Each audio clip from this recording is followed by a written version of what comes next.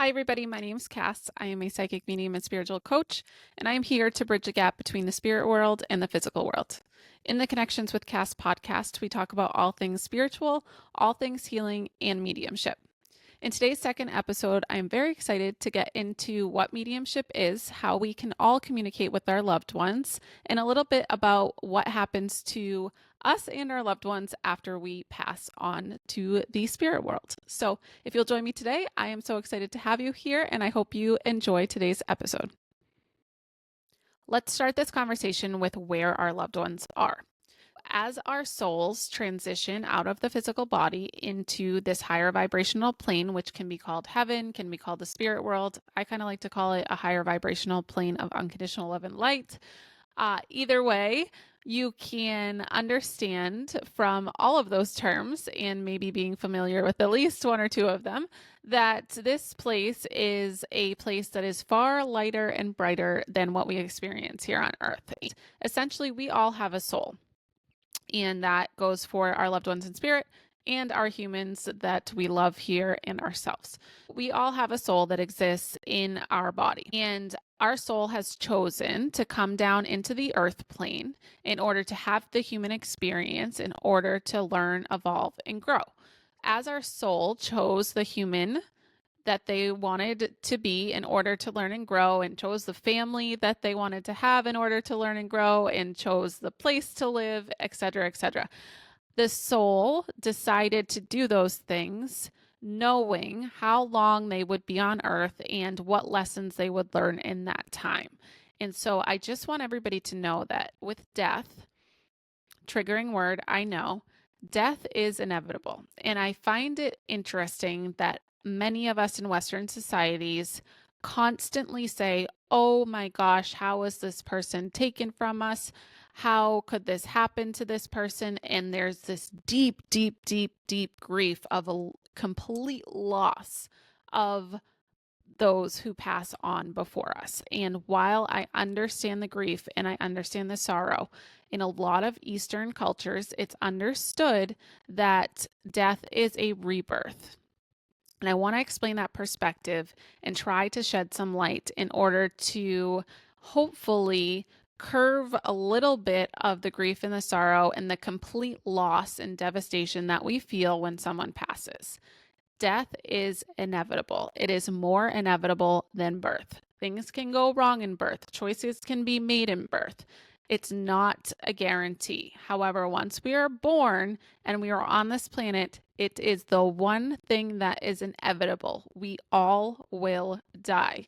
And that should not be triggering, but it is. If anything, to me at this point, it's actually comforting to know that I will experience life in the way that was meant for me to experience. I will hopefully learn and grow the things that I was meant to, and then I will die. That is what is going to happen.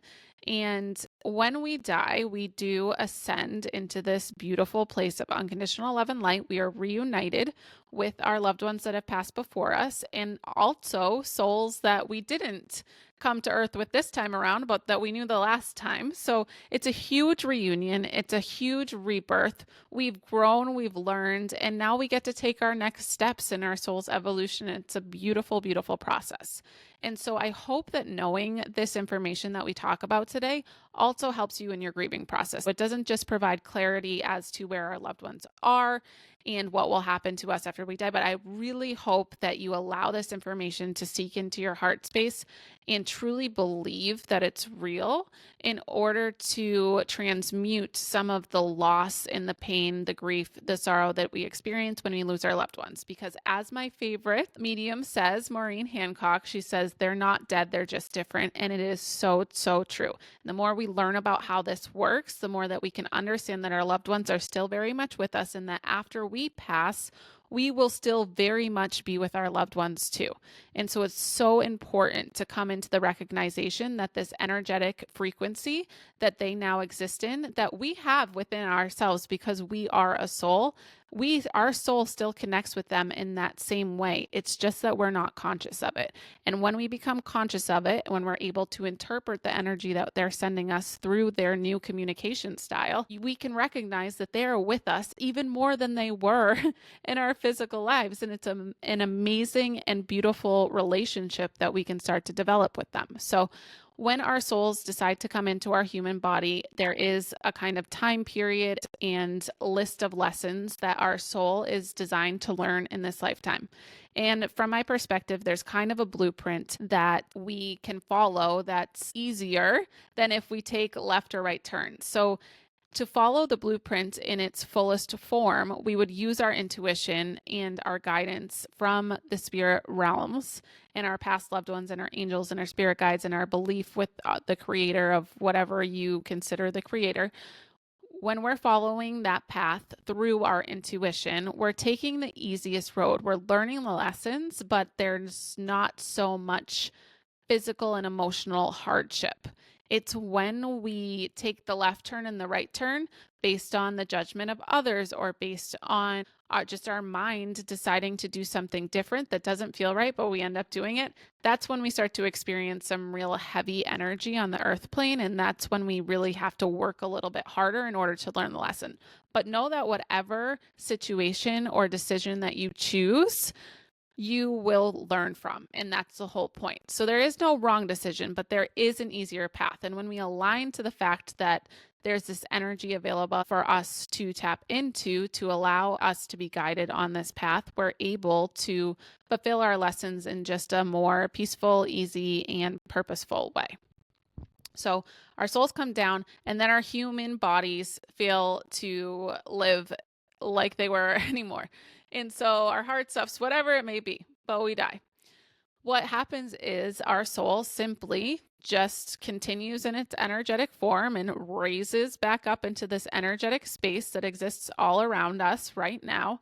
And it's at a higher frequency than us. We lose our free will and we lose our ego. We become, again, energetic vibrations of pure unconditional light that aren't weighed down by our human body or our physical existence.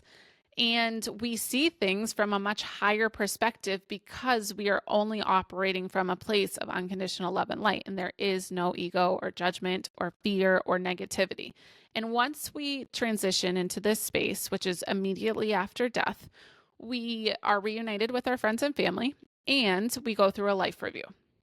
That life review consists of experiencing all of the things that we did to others. And through that, we feel what we did to others. And that is where we really return to that place of unconditional love and light. And we can truly understand what the humans that we now see from the spirit world are going through and how their paths are most aligned. And that's how your loved ones can come in and help you energetically to choose the right path. I don't even like to say the right path, but choose the easiest path and choose a path where they can support you and love you on your journeys by opening up energetically to them. So that leads me into my next topic, and that would be what mediumship is. And mediumship is the process of communicating soul to soul from the human world or the physical world to the spirit world. And it's something that I think in the past has been very woo-woo and very behind closed doors and very only certain people can do it kind of experience. However, I am here to change the way that we think about that. Now that we understand how that process of moving from the physical world to the spirit world and the spirit world to the physical world works, let's talk a little bit about what the spirit world is. So it is a higher vibrational plane of unconditional love and light. We understand that in this space, there is no fear, there is no jealousy, there's no rejection, there is no negativity, there is no hardship. It is truly a place of just light.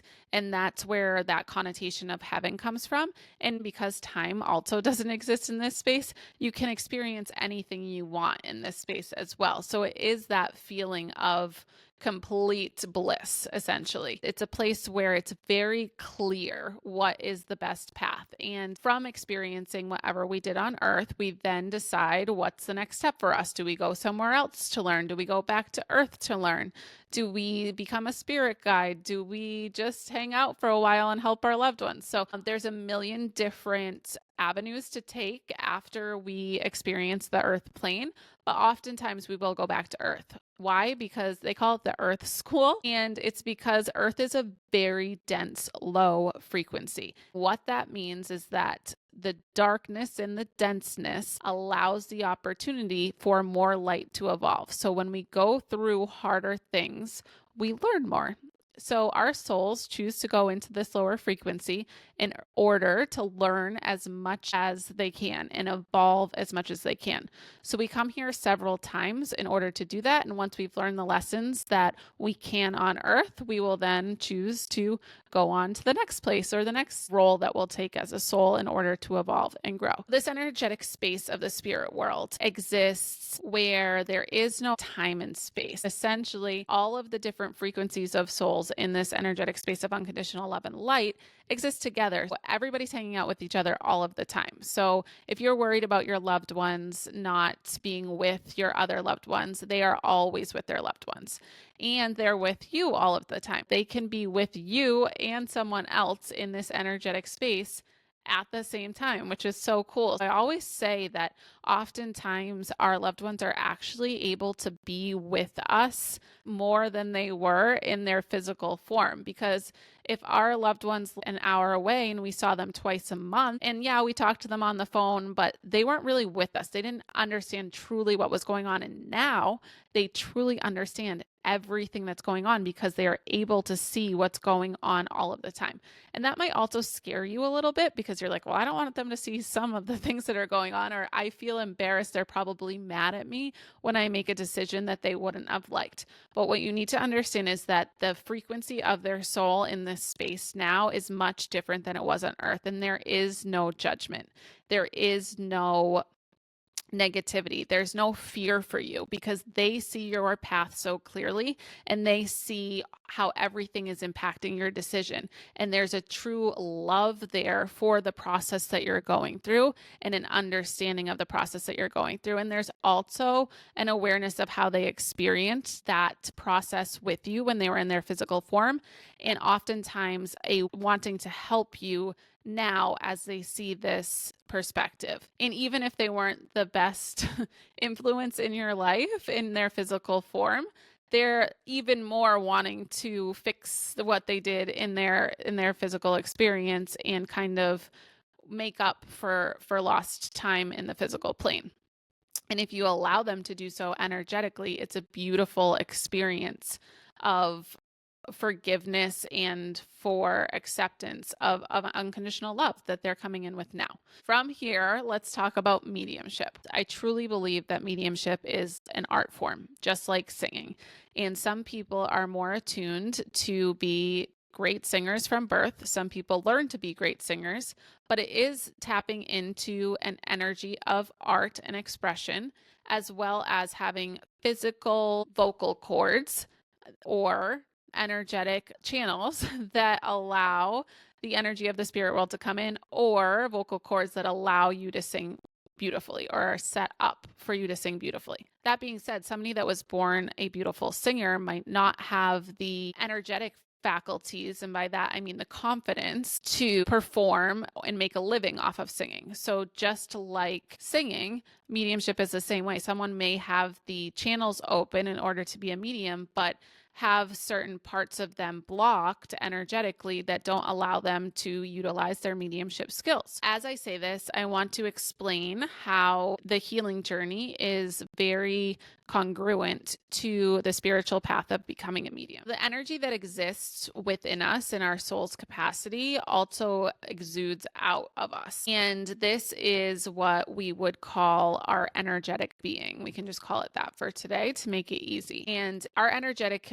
being receives energy and gives energy out through these energetic vortexes or portals called chakras. And they exist right outside of your body. There's one at the top of your head, in the middle of your eyes, at your throat, at your heart, a little bit above your belly button, a little bit below your belly button, and at the base of your spine. These chakras are constantly taking in energy from the human plane and from higher planes, and that would include the spirit world. Then our own body and soul is creating energy that is then transmuted muted through these chakras as well. So it's a combination of receiving and sending energy through these portals. All of us have these energetic portals, and at some capacity have the ability to receive energy from others on the human plane and higher vibrational realms. If those energetic portals are blocked in any way due to our human experience, whether our heart chakra is blocked because we've experienced loss and grief early on in life, or it's our sacral chakra where we were blocked creatively when we were younger, whether it's our root chakra where we feel very unstable because we didn't have a lot of money when we were growing up, or contrary to that, we were given everything when we were growing up. It's all going to affect the way that we send out energy and we receive energy. So if we are blocked energetically in any way, even as someone who is open energetically to experience communication from the spirit world, it's going to be hard for me to interpret that information when I have blockages and even receive that information in some ways.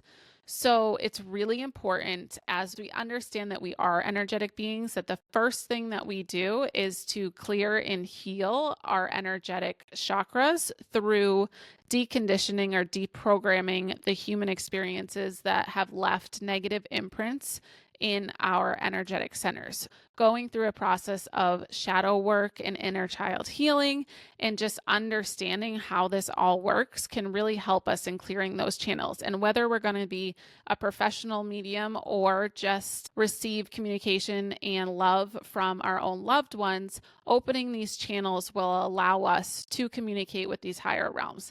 It is very easy for us to take in lower vibrational energy.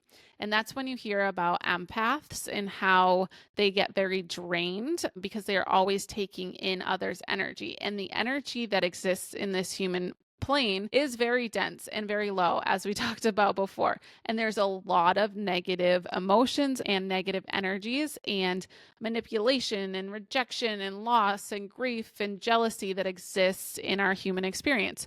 So it's very easy for us to pick up on those lower vibrational experiences that others are having and take them in, especially if we're vibrating in a lower way that's similar to them. Like attracts like. If we're operating in a lower vibrational way because of the trauma that we've experienced, we're going to pick up on the energies of others that have experienced similar things. And I always think about my grandfather when I talk about this because he had hearing issues his whole life. And he could always hear the trash truck driving from like 2 miles away because it was very low vibrational and a rumbling. And he could be like, oh, trash guy's coming.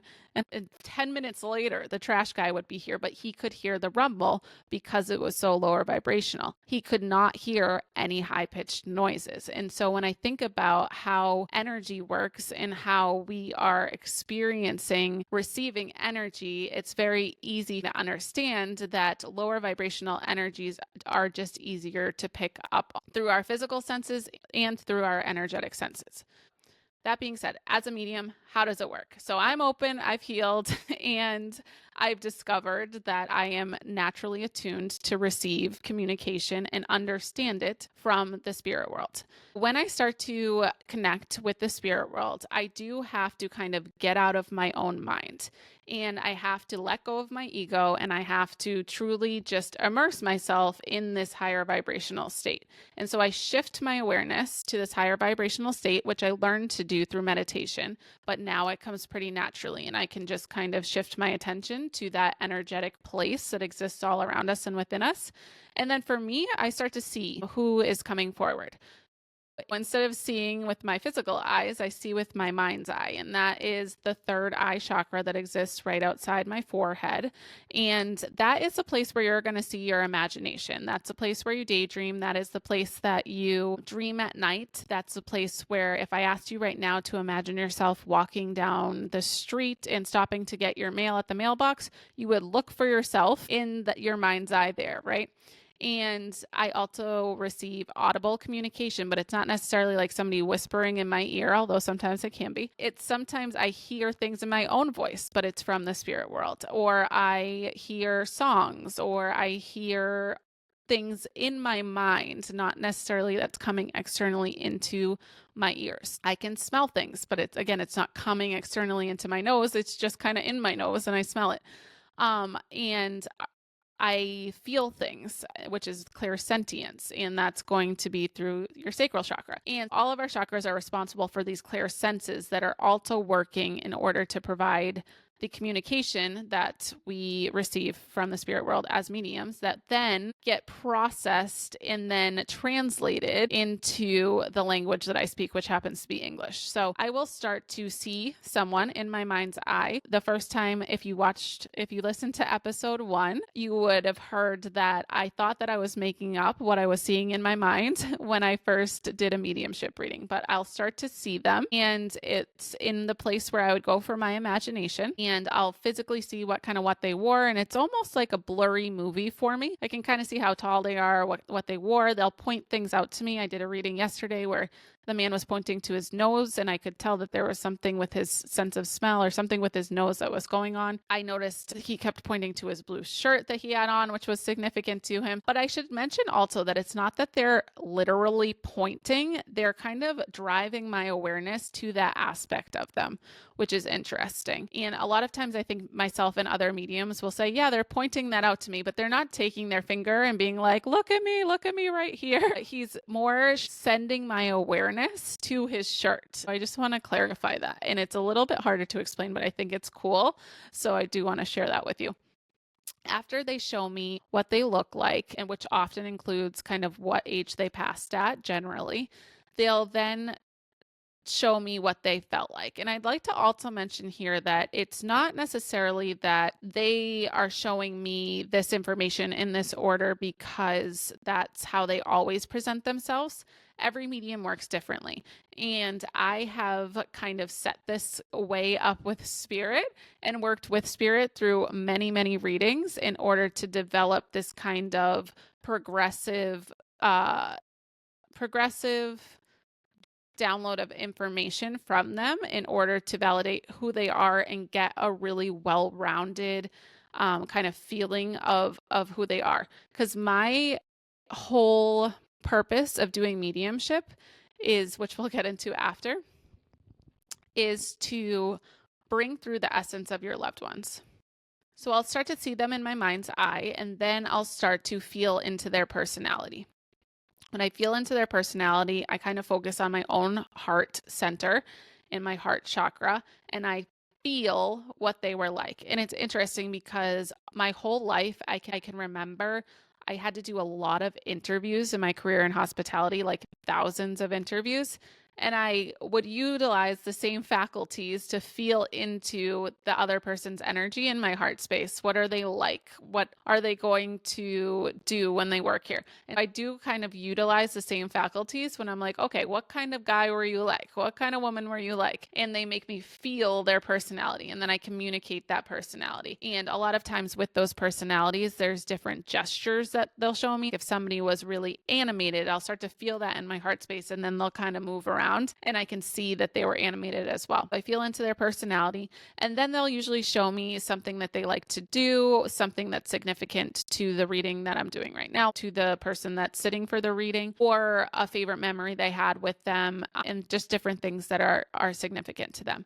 I'll never fully understand why I receive exactly what I receive. I do set a kind of blueprint for myself in spirit to utilize during readings, and I have developed this kind of style of mediumship where I see and then feel and validate through that process. And it wasn't like that at first. I was kind of receiving random things, and I sat down and I was like, okay, first I'm going to utilize my mind's eye to see the person. Then I'm going to feel into their personality. So it was a combination of me working with me coming up with this kind of list of things that I was naturally getting, but not quite in that order.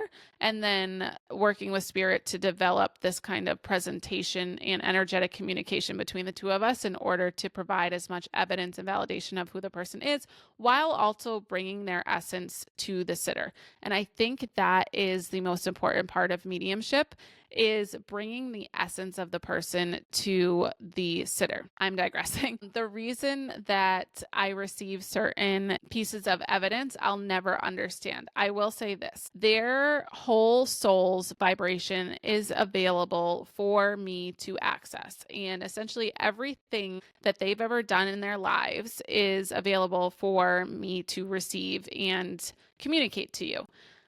For whatever reason, I think it's the way that I am vibrating and my soul is and my mediumship is. I receive certain things based on a little bit of what they're making me aware of and a little bit of whatever I'm picking up because of the person that I am too. And that's why you'll see different mediums working very differently. Some people will get names all of the time. Some people will get dates all of the time. I do a more really deep into their personality and their soul's evolution. And I think that's just because of the soul that I am. And I am continuously working on some more hard facts about them. So anyways, we go through the process of validating who they are through evidence, through the clear senses, utilizing my chakras to access different energetic communication through my mind's eye, through hearing, through my throat, all of those things. And then I always ask for a message regarding something that's going on in the sitter's life. And this is not only to provide advice for the person that's sitting for the reading, but it's also to validate that our loved ones are still very much involved in our current life. I love providing that experience.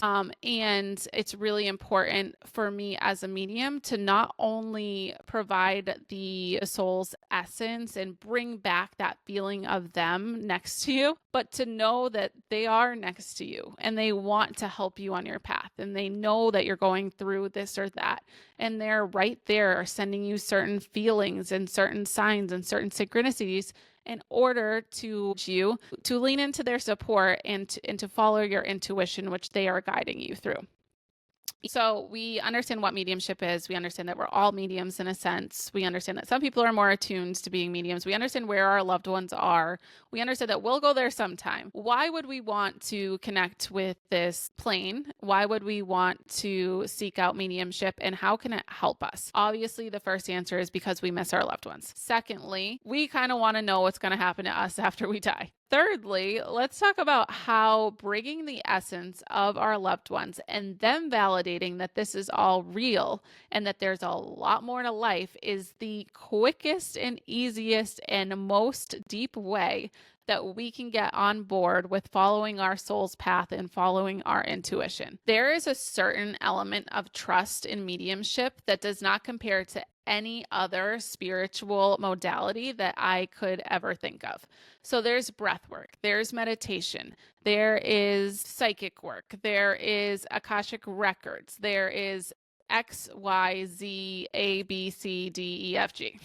And they're all valuable and they're all amazing parts of our spiritual path. They're all amazing aspects of things that we can tap into, even if we're not exploring our spirituality, but we just want some insight into our soul's path and what will move us towards our highest good. And I really appreciate all of them. That being said, mediumship is different. The trust that we have in our loved ones who have passed on, who we don't think that we'll ever hear from again, mind you, the trust that we can access and the love that we can access through the experience of mediumship is something that will awaken us and allow us to believe in this more than any other spiritual modality. And I truly believe through all the meditating I've done, through all of the breath work I've done, through all the shadow work and the journaling and the everything I've done to heal and grow spiritually and step into my mediumship gifts, which have been very valuable. I can tell you that in my spiritual path and awakening to these gifts, my belief developed tenfold because of the readings that I was getting through practicing mediumship. And so as I do these lives on TikTok where I'm giving live readings and, there's 100 people watching for this one person to receive a reading, I'm so grateful for the opportunity to do so on such a large platform because I'm getting the chills now as I say this. It's the most incredible experience to see anyone just light up and feel their loved one's essence and understand and believe that this is real. And I don't do it to prove that it's real, but I do it to allow whoever is exploring their spirituality to feel and see that connection and to start to trust that this is very real. And I just don't feel like any other spiritual modality allows this amount of trust and validation and truly allows our souls to connect to that realm in a way of unconditional love. I just think mediumship is such a valuable modality of spirituality because it allows our heart to connect to this higher realm. And in doing so, really makes us believe. And when we believe, we open up energetically. And when we open up energetically, our path is more aligned and available for us to follow. And our intuition is activated and we are seeking a path that leads us to our highest good. So, mediumship is an incredible, beautiful experience for me as a medium, but mostly for those who are receiving the readings and for those who are witnessing the readings and for our loved ones in spirit. I think the last question that I will answer that I always get is, are our loved ones upset with us? Or can you say hi to our loved ones for us? I want you to know that your loved ones are with you all of the time and they don't want me to say hi. They want you to say hi. And you are saying hi. Anytime you think of them, that's a hi to them. And they just want you to know that they're right there. So they can see us very clearly. We can't see them. It's like we're covered in this fog. So I just want you to know that when you think of your loved ones, that's a hello to them. When you think of the love that you had for them, that's a hello to them. And they feel your love for them. Now, do they need that love? That's the other question is, are they mad at us or do they miss us? And no, in their state of unconditional love and light, they are very, very blissfully happy in their space and just enjoying the process of this new relationship with you. And there is no longing because they're right with you. There's also no need for fear or negativity regarding choices that you make in this lifetime or that you made when they were alive because they're in this new energetic space where fear, jealousy, and negativity doesn't exist. There's no fear to be had when you're communicating with your loved ones in spirit. They are full of love for you and they are so excited for you to kind of clear the fog away and see them for how they really are. And that is in a loving, beautiful place right next to you all the time, guiding and loving you on your journey. So I hope this helped you in understanding what mediumship is and why mediums do what they do and why you might seek a mediumship reading. And I will see you all next week for week number 3 of the Connections with Cats podcast. Thank you so much for joining.